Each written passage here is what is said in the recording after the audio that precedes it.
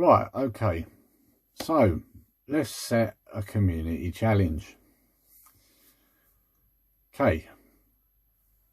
What you gotta do, and this is to all YouTubers that watch my videos, or mainly gamers, I suppose, really, because it is a game centered at gamers. Name a console that you want in your collection that you don't have at the moment. I'll kickstart this one. This one's an easy one. Mega Drive Mark 1. And I say Mark 1 because the Mark 1 for starters looks better. And also I've heard that it's, in terms of sound and that, it's better as well. I think the second one was cheaply made. Can't say for sure, I never owned one, but that's the rumours I've heard over the years. I didn't like the look of the second one either. In fact, they did a Mega CD for that as well, and I didn't like that either. The Mega CD for the first one was much better. So in all aspects, the first one I think was better.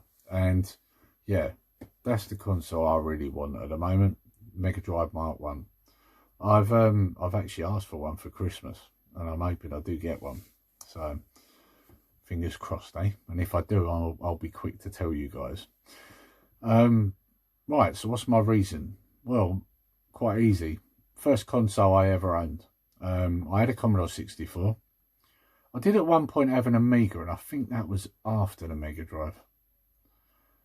Yeah, I actually had two Mega Drives, to be fair. I had the Japanese one to start with, and I sold it like an idiot. I don't know why I did that. I sold it.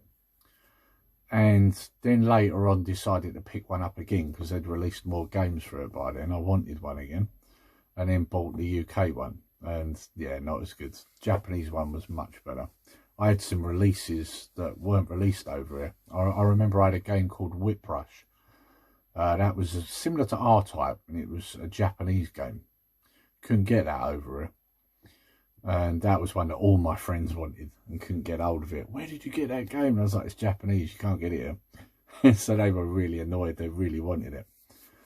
But yeah, so basically I'm pretty certain it was definitely my first console, but I'm pretty certain I got that after the Commodore 64.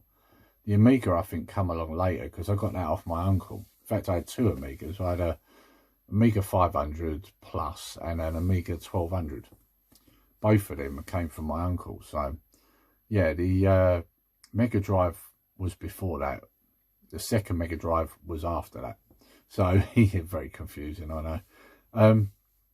But yeah, they were both Mark 1s. One was Japanese, one was UK.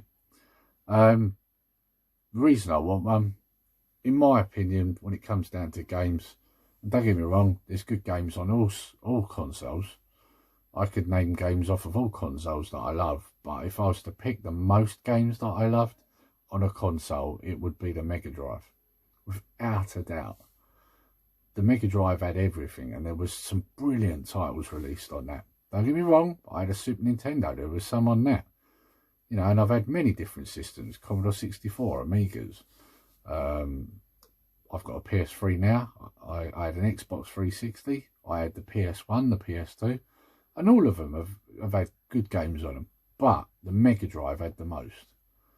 I couldn't even tell you what games I want to get for that system because there's so many. One of them that stands out in mind straight away, Earthworm Jim. That was a brilliant game. I mean, that was really good. Like I said, Whip Rush was another good game. And the list goes on. There's many. One of my favourite games, obviously the Streets of Rage set. They were brilliant. Streets of Rage games, you can't beat them. They were really good. Probably some of the best games on the Mega Drive. So yeah, and you know, there were so many different types as well. You know, you had everything. Fighters, like beat 'em ups, you had your Street Fighters and things like that, and then obviously you had your platformers, your racing games. There was everything. And you know, they were quite based around the arcade games too. Obviously they were ports, but again they were very heavily around the arcade games. Super Hang-On, things like that. You know, brilliant games.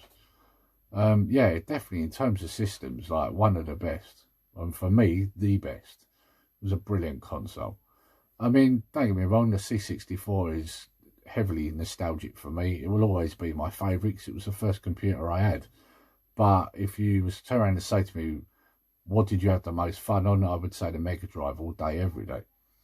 So yeah, that's the one I'd really like to get in my collection again for sure. Which is funny because if you've watched my videos, you'll know that I recently did a Mega Pi build and I put it in a Mega Pi case, which is basically a miniature Mega Drive case. You can just fit the Pi into it. And I did that because I liked the Mega Drive so much. I wanted a bit of nostalgia. Problem is now I've done it, it's like, I want a Mega Drive again. You know, so, and that's the thing, I've got like Mega Drive games on the Pi. But what I've found is that you do get quite a few problems with them. There's quite a few on there where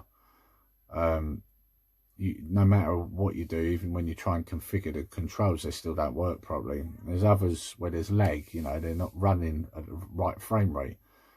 And it's like, well, you know, I'd much rather just get the real bloody Mega Drive and just get the cartridges and just bang them in there and just play it how it's meant to be played.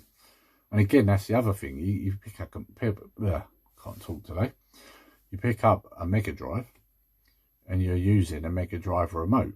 You know, whereas if you're emulating it, you're using whatever remote you got. In my case, a PS3 remote. And that can get quite confusing at times because you've got many buttons on it. So sometimes you've got to try and figure out where the 3 buttons you need are. Because as we know, most Mega Drive games, especially the early ones, were only 3 buttons. So, yeah, it just made sense. Get a Mega Drive. Get a Mega Drive.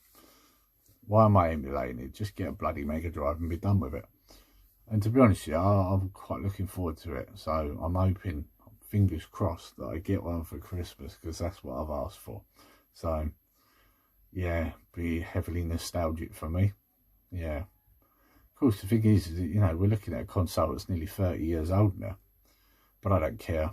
I really don't. I think I can quite solely say, I mean, I am a gamer in all respects. I like the new stuff. But I would say at my core, I am a retro gamer. You know, you can't beat the older stuff, especially the music and the sound effects and that. You know, like it always reminds you of when you was a kid. And like I've said on a few of my gameplay videos that you've seen, they were just so more creative then. You know, they couldn't do things like they can do it now. Where you know, you can bung real music in there and stuff. They were limited on what they could do, so they had to come up with catchy tunes and sound effects. But for me, that's what made the games better. You know, some of the music you hear, like the Streets of Rage games, for example, the music in that's great. You can't beat the music in that game. And I'd say that with the newer version, they've even tried to mimic it on the PS4 because it was so good. You know, why change something that works so well? And even when you look in terms of graphics on the Streets of Rage 4, yes, they're better graphics, but they are aimed to a more cartoony look like the Mega Drive ones were. They didn't want it too different, and I'm glad they did do it that way because it made for a better game. Yeah, so for me, Mega Drive all day. Right, so that's my answer. Okay, so I pass it over to you YouTubers now. Right, so it's your turn to tell me what console you want in your collection that you don't have. And also why you want it. I think it's a little bit different, make an interesting video, and I like to hear other people's stories, so look forward to hearing other people's stories. So if you've enjoyed this video, please like, share and subscribe, and hit the notification bell so that you're made aware of all our future videos and live streams. And also, while I remember, the picture at the beginning was drawn by Connor. Like I said in previous videos, it's something he's been practicing, so I said I'd show him off on our channel. So yeah, that's who did the drawing at the beginning. And until next time, take care, stay safe, Nerdy Geezer out.